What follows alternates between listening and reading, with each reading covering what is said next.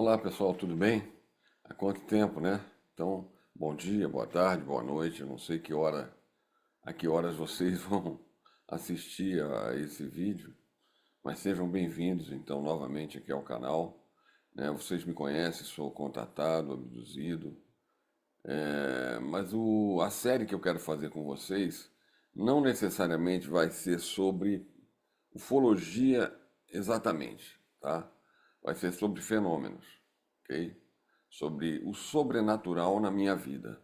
Então eu vou me usar novamente como exemplo. Eu não quero ficar citando outras pessoas aqui, porque cada um tem a sua vida, e tal. Eventualmente, pode ser que eu cite alguma pessoa, mas de uma maneira geral vão ser exemplos dentro de uma ordem cronológica ou não, a respeito da minha vida sobre fenômenos sobrenaturais. Esses fenômenos começaram a acontecer desde a infância. Então, como eu já contei aqui uma vez, eu vou relembrar vocês, minha mãe havia perdido um filho, tá? Num acidente. Ela perdeu a gravidez e tal. E tempos depois, muito tempo depois, a minha irmã, já com 12 para 13 anos, como sempre iam, foram à missa no colégio Santa Rosa de Lima, em São Paulo. E lá havia uma caixinha de pedidos que ficava sobre o altar. As pessoas iam lá, acho que no final da missa, não sei, para colocar seus pedidos. E numa dessas, a minha irmã tinha levado algo escrito no papelzinho e tal, dobrado, e botou lá.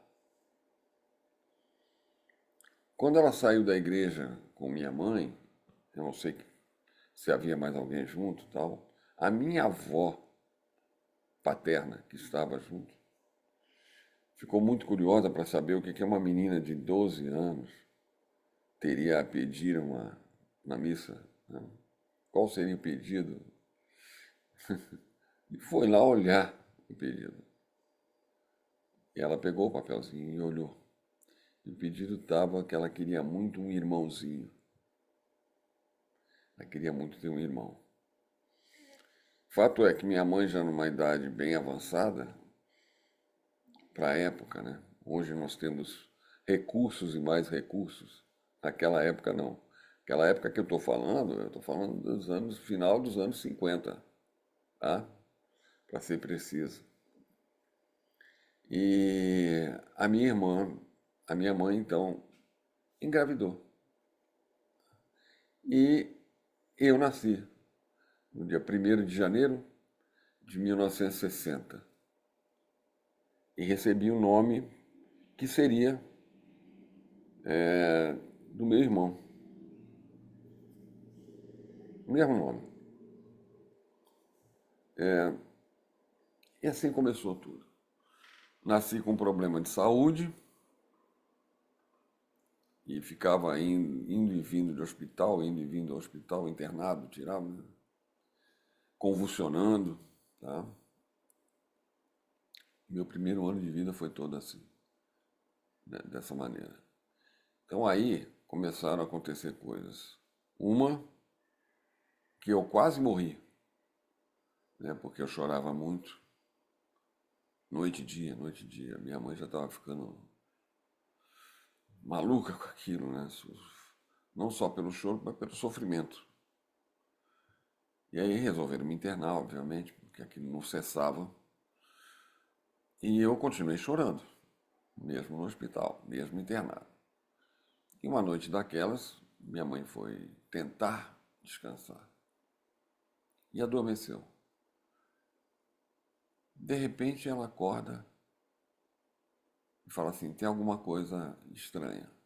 Né? Bate na porta do médico, o médico fala assim: não, ele continua chorando, mas a gente já vai providenciar isso. Foram lá e me deram uma medicação. Eu quase que instantaneamente, né, quase instantaneamente, parei de chorar, segundo eu sei, segundo a história, segundo me contaram. Ok, o médico falou, pode voltar a dormir, porque ele vai descansar e a senhora aproveita para descansar também, que a senhora está precisando. Minha mãe foi, dormiu. De madrugada ela acorda de supetão, com algo impulsionando ela a ver o que estava acontecendo. E ela foi de novo ao lugar que ficam os médicos para passar a noite dentro do hospital, né? E aí chamou o médico, meu médico acordou, assustado e tal. Não, tem alguma coisa errada acontecendo, o senhor tem que ver. Ele, não, não tem nada acontecendo, ele está dormindo, porque a medicação, não, deve ter alguma coisa errada. Mesmo sem olhar, sem ter me olhado, ela foi chamar o médico. Com essa ideia fixa, já acordou com essa ideia fixa, de que tinha algo errado comigo. O médico foi, falou assim, eu vou para sossegar a senhora, e vou dar uma olhada nele. Mas pode ficar tranquila, não tem nada. E foi. Foi e voltou correndo. Chamou uma equipe, fizeram uma lavagem estomacal em mim, eu já estava com os lábios roxos, né? E aquela medicação havia provocado um problema muito sério em mim, e por muito pouco eu não morri naquela madrugada. Então aí já foi um sobrenatural, porque algo, avisou minha mãe e acordou ela. O quê? Bom, eu não tenho pretensão aqui de colocar nenhum tipo de julgamento. Eu vou me fazer de garçom nas histórias. Eu só vou servir. Quem vai dizer se o cardápio está bom ou não, se é isso, se é aquilo, são vocês, tá bom? É claro que se alguém perguntar minha opinião aqui embaixo nos comentários, eu pretendo não me furtar a responder, né? Vocês merecem essa atenção. Mas aqui no vídeo não. Aqui no vídeo eu vou simplesmente fazer a narrativa do que aconteceu, ou das coisas que aconteceram. São muitas, vão ser vários episódios, tá? Dessa série. Então começou aí. E havia uma coisa muito interessante. Eu vou fazer uma linkagem agora em dois tempos diferentes. Meu pai tinha com ele, a partir daquele momento que eu nasci, ou já veio com ele aquilo, uma coisa, melhor dizendo, que é o seguinte: toda vez que ele estava com um problema muito sério, isso acontecia principalmente com os meus problemas de saúde, ou seja, a gente não tinha recurso naquela época. Então, toda vez que ele tinha necessidade de pagar um cheque calção, né, como a gente fala, num hospital, pela minha internação, pelo tempo que eu fiquei, enfim, ele orava, né? Ele era devoto à Ânima Santa. Ele havia estudado em faculdade católica, né? Se não me engano, se chama Liceu Coração de Jesus, né? Onde ele fez a faculdade de contabilidade. E ele tinha sido coroinha quando novo, né? Também. Então ele tinha todo um lado dele ligado a isso. E, incrivelmente, ou aparecia no dia seguinte um trabalho para ele que era o valor que ele precisava para pagar aquele cheque do hospital, ou algumas vezes, raras, mas algumas, aparecia um dinheiro na conta dele. Da onde? Nunca ficou sabendo. E ele pagava no hospital. Isso me faz lembrar duas passagens que eu vou juntar aqui com você, muito tempo depois. Eu estou falando isso de 1995 e de 1996 agora. Estou fazendo um salto de 1960, que foi meu primeiro ano de vida, para 1995 e depois para 1996. Vamos lá. 1995, minha amiga Noêmia, a Nor, também tinha isso. Toda vez que ela precisava de um valor e estava num sufoco por algum motivo muito sério, esse valor aparecia na conta bancária dela. Sempre. E o valor era exato. Não era nem menos nem mais. Digamos que o valor tivesse não sei o que, não sei lá, 33 centavos. Apareciam lá os 33 centavos. A coisa não era arredondada nem para menos nem para mais. Então eu vi algumas vezes isso acontecer de uma maneira muito impressionante, misteriosamente, de uma maneira sobrenatural, com a minha amiga Noêmia, a Nô. E outro caso que eu quero falar para vocês, ligados a essa área também, nesse momento, é que em 1996 eu estava numa situação muito complicada, emocionalmente, pessoalmente. E duas queridas amigas, uma que já não está mais com a gente, a outra está, graças a Deus, me convidaram para a igreja delas.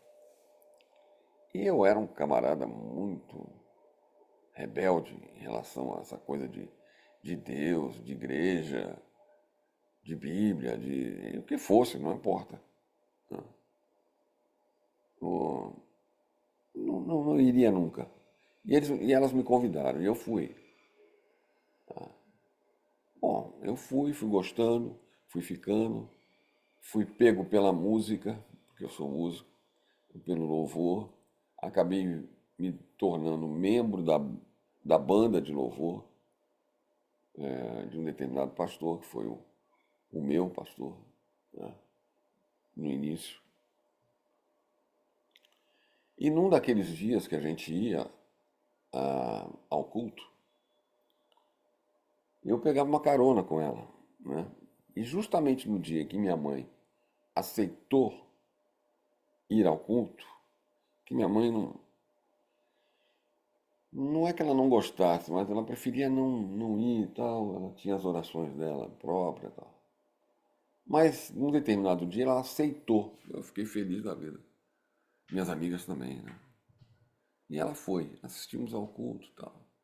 E voltamos de carona novamente com as minhas amigas. Eu, sentado atrás da minha amiga que estava dirigindo, e minha mãe ao meu lado também atrás, só que sentada atrás do carona, que era a mãe dessa minha amiga que estava dirigindo. Em determinado ponto aqui do Rio de Janeiro, paramos num sinal. Era noite isso, né? Era por volta de 10 e tanta da noite, não me lembro exatamente. E paramos num sinal, um lugar meio assim, sem ninguém. E minha mãe sempre foi muito amedrontada, já naquela época. Estou falando de 1996. Muito amedrontada com essa coisa de assalto, de violência e tal. E eis que surge uma pessoa, um camarada, pelo lado aqui da minha amiga, na janela dela, que estava dirigindo, ou seja, do meu lado, né? E bate no vidro e tal. E a minha amiga abre o vidro. Minha mãe ficou apavorada. Vamos embora, não abre o vidro. Medo, né? Mas a minha amiga, como tinha um outro, e tinha e tem um outro entendimento a respeito disso tudo, abriu o vidro e foi falar com a pessoa. E a pessoa explicou a situação dela ali, que ela estava passando por uma situação de perigo, que estavam obrigando ele a pedir, né? Mostrou a carteirinha dele de engenheiro, mas ele estava fora de casa, dormindo na rua por uma situação familiar muito complicada. E eu só ouvindo, porque eu não conseguia ver ele. Estava bem do meu lado, mas como ele estava de pé do lado do carro, eu não conseguia enxergá-lo. E a minha amiga resolveu ajudá-lo, né? Ele agradeceu e abaixou para olhar dentro do carro. E eu estava perto, atrás da minha amiga, olhei bem nos olhos dele. Os olhos dele estavam iluminados, gente. Era uma coisa assim. Não posso dizer para vocês que os olhos dele estavam iluminados para todos, que era um fenômeno físico. Mas para mim, o que eu enxerguei foram olhos de luz, iluminado. Um azul lindo. Aquilo me impactou de tal maneira, eu não tive tempo de usar a razão. A razão morreu nessa hora. Ah, será que eu devo dar dinheiro? Será que eu não devo? Estava aquela coisa. A razão morreu. Eu só tive a atitude de meter a mão no meu bolso e o que eu tinha, digamos, para fins de entendimento atuais, que eu tivesse uma nota de R$ 100. Mas era bem próximo a isso, usando as devidas proporções daquela época para hoje. É o que eu tinha, e o que eu tinha eu dei, eu nem pensei. Ou seja, não passou realmente pela razão. Porque às vezes as pessoas pensam, não, vou dar R$ 5, mas tem 50, tem. Mas não, eu não pensei, não teve pensamento assim. Aquilo me impactou de tal forma como se eu tivesse perdido o controle completamente da razão. E aquilo veio, aquele impulso imediato, que hoje eu sei o que é esse impulso imediato, mas não vou comentar aqui com vocês por enquanto, porque talvez vocês levem para o lado da ufologia, não importa o que vocês façam, entendeu? Eu vou aqui usar somente a narrativa, como eu falei. Eu entreguei para ele, ele agradeceu muito, olhando nos meus olhos, foi embora. Minha amiga ligou o carro, fechou a janela e fomos embora. Ela nos deixou em casa e eu entrei em casa e fiquei pensando nele. Não me saía da cabeça. Eu devia ter ajudado mais, eu devia ter conversado com ele, eu deveria ter, sei lá, aquilo ficou me remoendo. Eu tinha ido de carona, mas eu tinha carro, tá? A gente foi de carona para bater papo, para poder estar junto. Mas eu tinha carro. Passado uns 15, 20 minutos, eu não aguentei, que eu tinha chegado em casa, mas ainda não havia me trocado nem nada, né? Tirado a roupa. Eu falei para minha mãe, mãe, eu vou lá atrás daquele cara. Minha mãe falou, você tá maluco? Obviamente com medo, né, de eu sair novamente. E eu fui. Peguei a chave do carro e fui. E comecei a rodar. Primeiro passei pelo mesmo lugar, procurando, aí entrei na ruazinha próxima, na outra. Eu comecei a rodar a região, com o carro devagar, porque aquele horário me permitia andar de uma maneira mais tranquila. Mas não encontrei ele em lugar nenhum, né? E depois de muita tentativa, muito vai ali, vai naquela rua, volta, passa por. Enfim, aquelas coisas de procura, com detalhe e tal. Não encontrei, não encontrei. Voltei para casa frustrado de não tê-lo encontrado, porque eu queria muito conversar com ele. A minha intenção era essa, era dessa vez conversar com ele, dar um apoio, não sei. Voltei para casa frustrado, botei o carro na garagem, subi, troquei de roupa, tomei um banho. Fui deitar, dormi. Minha mãe já estava dormindo. Quando foi mais ou menos 5h30, entre 5h30 e 6 horas da manhã, toca a campainha na minha casa. Eu acordei. Minha mãe falou, quem é? Eu falei, peraí, fica aí. Levantei, fui até o olho mágico da porta de serviço da cozinha, olhei, corredor, não vi ninguém. Olhei na porta social, que dava um outro ângulo mais amplo do corredor que chegava até a porta do nosso apartamento, não vi ninguém. Peguei o interfone na cozinha, liguei para o porteiro. Fulano, subiu alguém aqui e tal?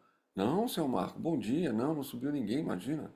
A gente jamais deixaria alguém subir sem avisar, ou sem lhe interfonar, perguntar.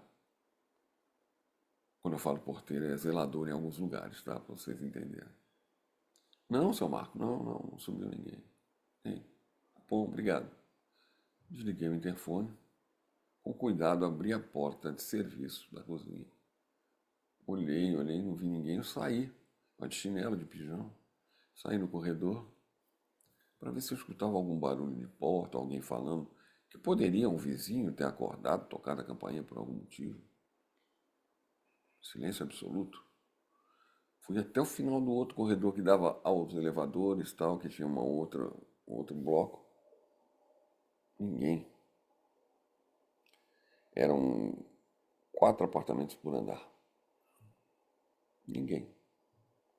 Eu voltei. Quando eu volto, que eu vou entrar na porta de serviço, eu olho para a porta social e vejo aquele capacho, a gente coloca na entrada, assim, meio torto, fora do lugar e tal. Eu falei, bom, estou aqui, vou arrumar. No que eu fui arrumar o capacho, eu percebi que ele estava meio alto, que tinha algo embaixo do capacho. Eu levantei e tinha um envelope, totalmente em branco, e não estava assim colado. Estava fechado, mas não estava colado. Eu peguei o envelope, falei, isso é estranho. Aí liguei logo com a campainha, né? Falei, pô, será que alguém deixou? Peguei aquele envelope, botei o capacho no lugar, entrei, fechei a porta, levei o envelope até a sala e abri o envelope. E qual não foi a minha surpresa quando eu olhei dentro do envelope? Que eu tinha ali, dentro daquele envelope, 3 vezes exatamente o valor que eu havia dado àquele pedinte que eu não consegui encontrar e que eu entreguei na noite anterior. Aquilo foi algo que me impactou. Impactou meu espírito, minha alma